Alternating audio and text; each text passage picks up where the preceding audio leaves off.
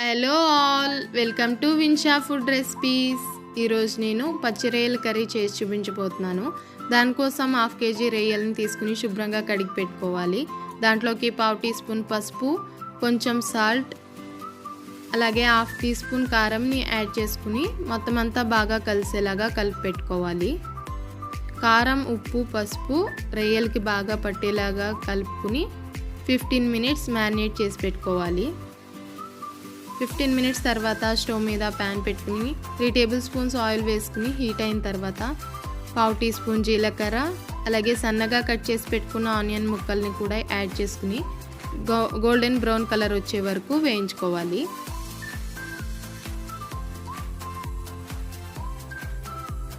ఇలా వేగిన తర్వాత 1 టేబుల్ స్పూన్ అల్లం వెల్లుల్లి పేస్ట్ని యాడ్ చేసుకుని పచ్చివాసన పోయే వరకు ఒక 2 మినిట్స్ వేయించుకోవాలి.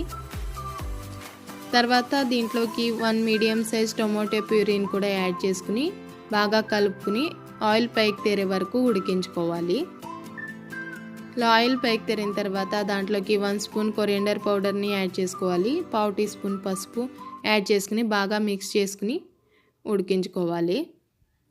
ఇలా ఉడికిన తర్వాత దాంట్లోకి మనం ఆల్రెడీ మ్యారినేట్ చేసి పెట్టుకున్న రొయ్యల్ని యాడ్ చేసేసుకుని మొత్తం అంతా బాగా కలుపుకోవాలి.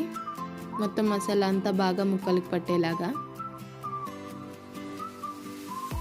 ఇలా కలుపుకున్న తర్వాత దాంట్లోకి సాల్ట్ అలాగే కారం సరిపోకపోతే అడ్జస్ట్ చేసుకోవచ్చు. ఇలా బాగా కలుపుకుంటూ ఉడికించుకోవాలి.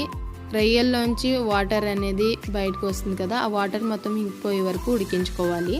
ఇప్పుడు 1 స్పూన్ గరం మసాలాను కూడా యాడ్ చేసుకుని కలుపుకోవాలి.